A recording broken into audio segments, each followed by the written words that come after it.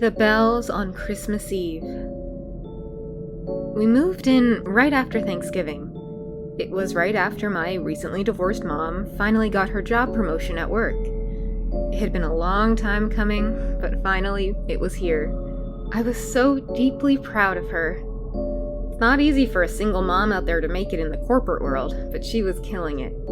And just in time for Black Friday, too. But it always comes with a cost. We moved out before the end of the school year. 1 minute, I'm on winter break, and the next, we're moving out to the suburbs for what Mom likes to call the better life. I hated her for it at first, but I totally understood why, too.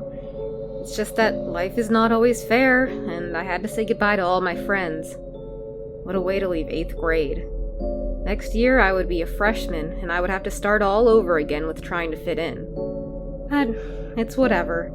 I'm proud of my mom, and I know she only wants what's best for me, even if she can be so annoying sometimes. But what can you do? We moved into a cookie-cutter little cul-de-sac during a snowstorm. Mom wanted to wait, but she had already paid for the movers, so we had to make it work. Every house looked exactly the same, and all of them already had their Christmas decorations up on the front lawns. I sincerely hoped this neighborhood was Halloween-friendly, because with Thanksgiving only just ending, they were already pushing Christmas trees and lights and Santa Claus shit on us. I think we all know that means the ladies of the Homeowners Association probably are uber Christians and hate anything scary or Halloween. But what can you do? Everything fun scares Christians. And I don't want you to think I don't like Christmas or whatever, because I do. Christmas is great, but we're not like super religious. Just spiritual. And Charles Dickens' novel, A Christmas Carol, is one of my all-time absolute favorite books. Our first night was super weird. After the movers put all of our old trunks and heavy stuff into the garage, Mom and I brought in all the cardboard boxes and smaller furniture. Then, we lost power and had to sit in the dark. It was cold, so Mom made a fire and we huddled together on the couch with heavy blankets. Mom fell asleep right away, but I kept waking up. The whole house was way too quiet. All I could hear was the winds howling all night. I remember thinking how there was zero traffic outside, so the wind sounded like a thunderstorm, only different. I hope that makes sense. I sat up and stared into the glowing orange embers of the fireplace. I can remember thinking about how strange all the cardboard boxes looked. It felt like the room was smaller because we were surrounded by them. And that's when it happened. I heard it in the dark, the quiet ring of a bell. At first, I wasn't sure I heard it because of the wind, but then I heard it again. A little soft twinkling sound, like a sleigh bell or whatever you call the little bells you hear around Christmas time. It sounded like it was coming from somewhere inside the house, but definitely not in our new living room. I tried to wake Mom up to ask her if she had heard it too. Mom, hey, Mom. You hear that? Not now. Sleeping. Mom moaned as she rolled over on the couch. Jingle! I heard it again and I shot straight up. I waited in the dark all night, but nothing else happened. I remember dozing off around dawn and thinking, it was nothing. I was so wrong. Nothing much happened after that night for a while. The power came back on the next day, and things started to feel normal. We unpacked our stuff and ate takeout. Mom left a few things in the garage, but otherwise we were pretty much moved in. Skip ahead a few weeks, and now it was actually Christmas time. I was putting up decorations around the new house when Mom called out to me from the other room. "Want to go tree shopping tonight?" Mom asked. "Sure, why not?" I turned and replied. We got in the car and headed into town. We got out of the car at the closed-down strip mall parking lot and started looking at all the different pine trees. We hadn't been tree shopping for years. Dad was all about saving money, and he bought us a fake tree years ago. But that was all over now. Now, we're going back to the old tradition of a real tree. Felt like a return to something we had been missing. Like carving real pumpkins on Halloween, only this was on Christmas. "How about this one?" Mom asked. "Maybe. Anyway, can we go bigger this year?" I said back. "Sure, why not?" Mom was always making me feel like I was a part of the decision-making process. I know it was only on small stuff here and there, but it really does matter to me. Dad never listened. He'd make decisions and ignore everyone else. I know Mom had had enough of it. And I appreciated being involved, or at least listened to. We lashed the tree on top of Mom's car and drove home. The tree just barely fit under our living room ceiling, but we made it work. "No angel this year, no room," Mom said. "That's okay, more room for colored lights," I said with a smile. Mom opened a box and started to untangle the wired Christmas lights. "Can you get me the ladder from the garage?" Mom asked. "Sure," I said. I opened the door to the garage and the smell hit me. I quickly put my hand over my nose. The trash is rotting, I thought.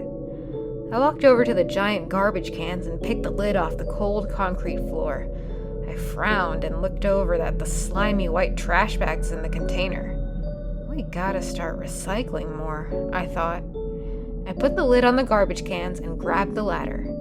I came back inside and set the ladder up next to the tree. Jingle! My eyes opened wide, and I realized that the sound of the twinkling bell was back, only closer this time. I turned around immediately. "There they are," Mom said. Mom reached down and picked something up off the floor. "I was wondering where these had gotten off to," Mom continued. In her hands were 4 brass sleigh bells sewn onto an old red velvet bow with gold tassels and trim. The little rustic decorations half chimed in her hands as she walked toward me. "I don't recognize those," I said with a confused look still across my face. "Oh, I thought I lost them in the move," Mom said. "Why?" I asked. "Don't remember packing them," Mom said with a shrug.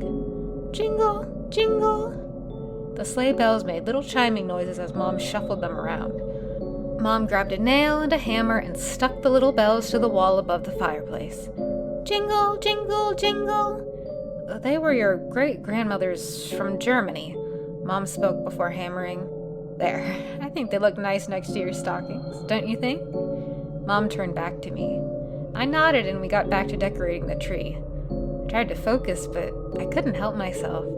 Every so often I would catch myself sneaking a peek back at the little bells over the mantel. I know I've never seen them before, I thought to myself. "Come on, we got a lot of tree to cover," Mom said. I nodded again and smiled, but stole one last glance back at the sleigh bells.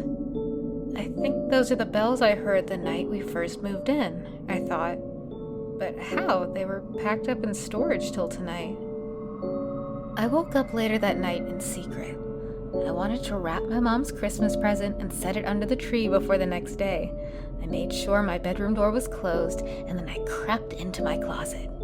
I laid the green and red wrapping paper down on the rug and took out the little black jewelry box from under my bed. I opened it to look at it one last time before wrapping.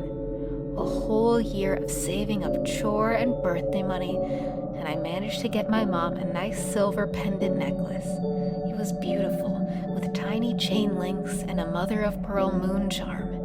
Embedded in the mother-of-pearl moon was a black and blue butterfly. The blue of the wings were iridescent, just like a real butterfly's wings. When I saw it at the mall, I just knew I had to get it for her. I unrolled the wrapping paper and set the jewelry box on top. I took out my scissors and started to make the cut.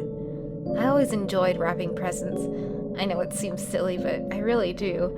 There's something satisfying about it, like it really makes the gift yours. Dad always used to laugh at it. He said it was a ridiculous waste of money just to buy wrapping paper only to rip it up and throw it away. He just didn't get it. It was the thought that counts. Jingle! The hairs on the back of my neck stood up, and I glared over at my bedroom door. It was wide open. I stood and looked at the empty, dark hallway. The glow of the Christmas tree lights flickered from the next room. I took a step closer. I stood silently in the doorway. My breath was caught in my throat. Jingle! I gasped and jumped back. How is that possible? I thought to myself. I moved forward again. Maybe the wind? Maybe a draft or something? I leaned forward. I waited for what felt like forever. Nothing happened. So I took a step into the hallway. Then another. And another. I'll just check the mantle over the fireplace, I thought. If nothing else happens, then I'll know. I crept into the living room. I passed by the glowing Christmas tree lights. Then, my eyes fell upon the fireplace. Standing there with her back to me was Mom. She was looking up at the sleigh bells over the mantel. "Mom?" I managed to whisper. Nothing. Mom didn't move.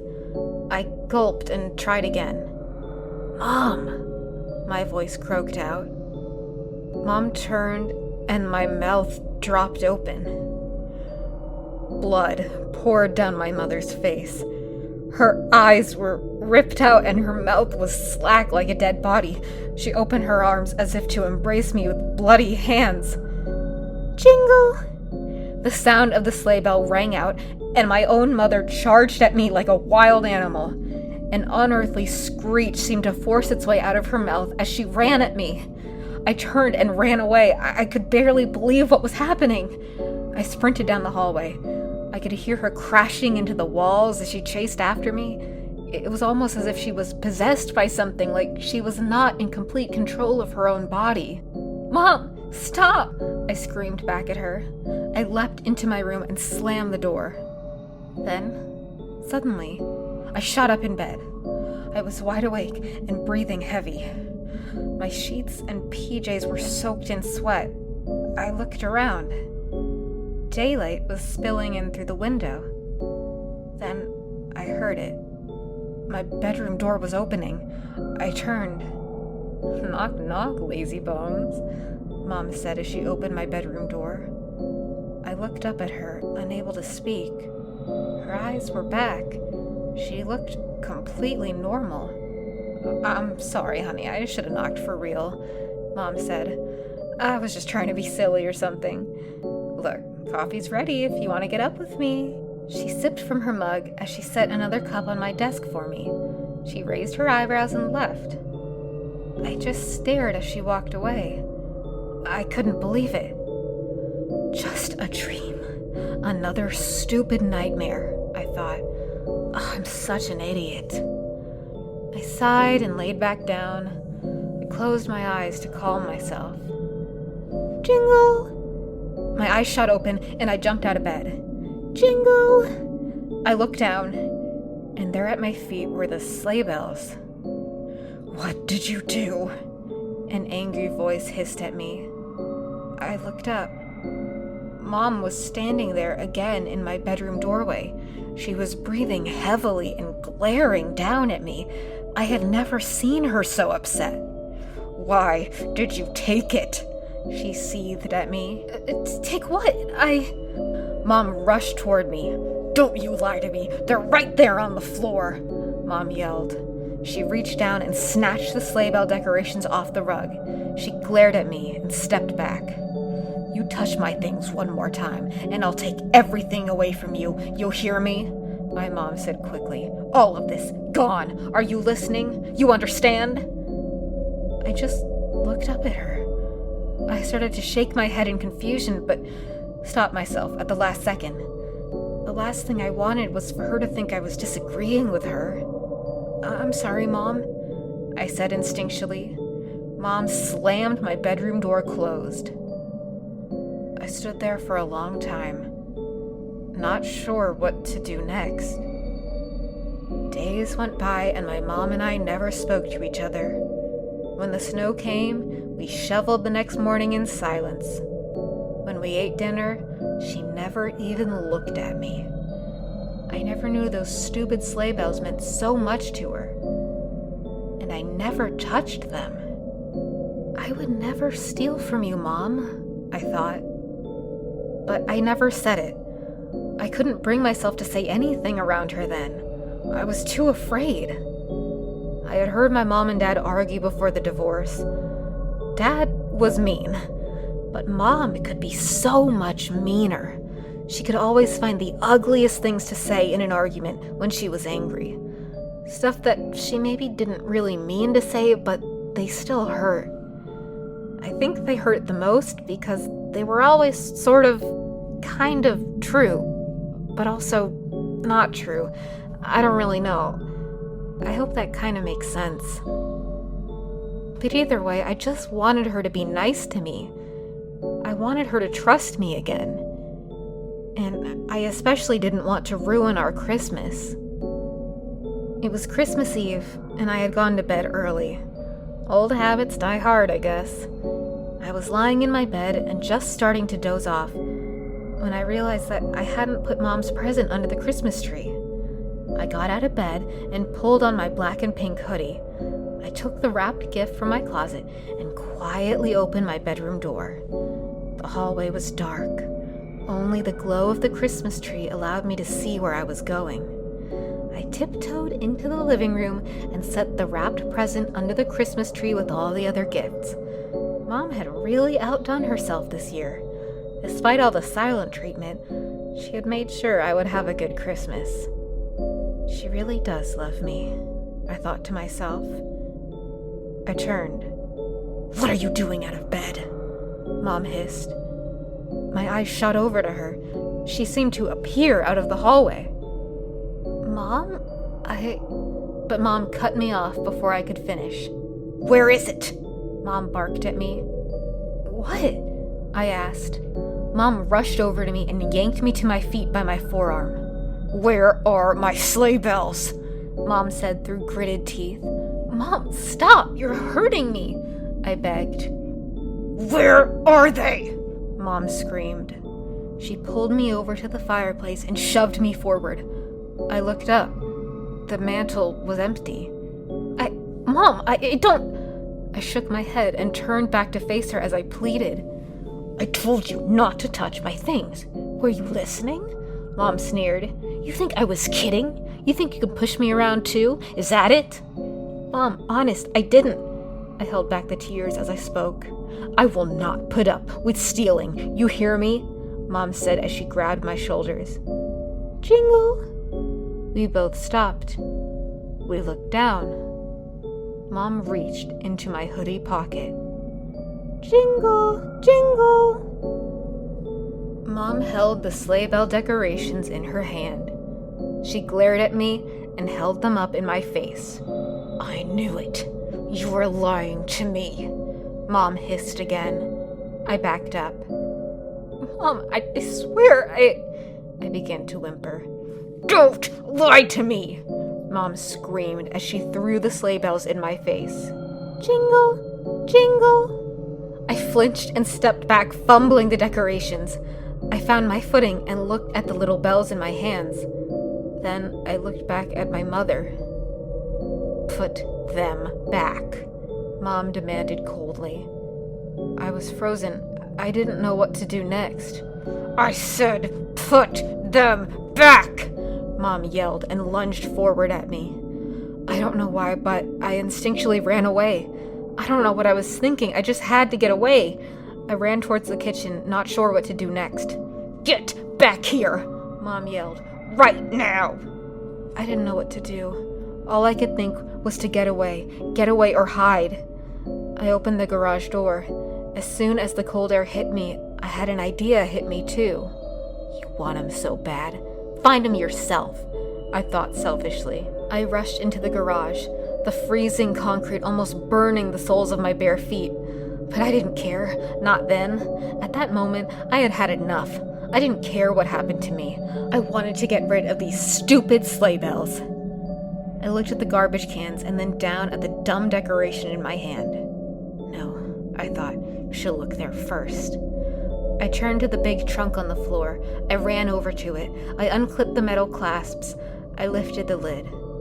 Jingle! I dropped the decorations on the floor and stood up with wide eyes. I couldn't breathe. "What the hell are you doing out here?" my mother yelled as she entered the garage. I didn't look at her. I just stared at the open trunk. Lying in a gory pool of blood and maggots was the dead body of my father. Mom grabbed me and pulled me away. She knelt down and held my face to face her. She spoke so fast, I only understood parts of it. "No, baby, don't look. I'm sorry. I had to. You don't understand. I had to do it. I had to kill him. For us. You can't tell anyone. Not ever." Mom ranted at me, but I couldn't breathe. I couldn't really hear all of it. "Jingle, jingle." Mom stopped. We both turned. The bloody body of my father stood behind us. His head was down, so we couldn't see his face. In his fist was the sleigh bells. "Jingle!" Dad's dead body took a step forward. Mom gasped and stood in front of me. "Jingle!" I peered around Mom. Dad got closer. "Jingle!" Closer. "Jingle!" Closer. Dad was standing right in front of Mom. You're alive?" Mom whispered. "But how? It's impossible." "Jingle!" Suddenly, Dad's head snapped upwards. He seemed to stare blankly at Mom with unblinking eyes and a slack jaw. "Daddy?" I breathed. Dad's mouth stretched open, and a black, slime-covered arm with clawed fingers reached out and grabbed Mom by the throat. Mom grabbed the black forearm and struggled to pull free. She choked out sounds, but the screams would not come. Dad's other arms grabbed hold of Mom's shoulders, and he took a step back. She thrashed and choked and tried to pull away as Dad and the slimy thing inside of Dad dragged her backwards toward the big trunk. Dad stepped inside the trunk, and the slimy black hand held Mom up off the ground. Slam! In an instant, Dad and Mom both collapsed into the trunk, and the lid came down hard. It almost looked like a great wind blew them both into the old wooden box. My feet were warm then. As embarrassing as it is now to admit, that was the exact moment I realized that I had urinated on myself. I caught my breath and began to tremble. I don't know if it was the cold or the shock. "Do something," I thought. "Don't just stand here. Do something." I gathered my courage and rushed back over to the big trunk. I crouched down and flung open the trunk lid. I looked inside. Nothing. My parents were gone. Vanished. Not a trace of them was left. No blood or maggots. Nothing. Only the sleigh bell decoration lay on the empty bottom of the trunk. "Jingle!" I picked the old decoration up and stared down at it for a long time. This has got to be another dream, I thought. Just another stupid nightmare, and any minute now I'm gonna wake up. Tears filled my eyes. Any minute now, I'm gonna wake up, and Mom and Dad will still be alive, right? I could feel the panic rising in me. They'll be alive, and Mom and me can have our Christmas together, right? Please? I started to cry. I knew it was all over now. Mom and Dad were gone. And that thing that was somehow inside of Dad, it was real. And the bells, the nightmares, I knew they would never go away. Not now, not ever. And I knew it would never make sense. And I'm still sorry.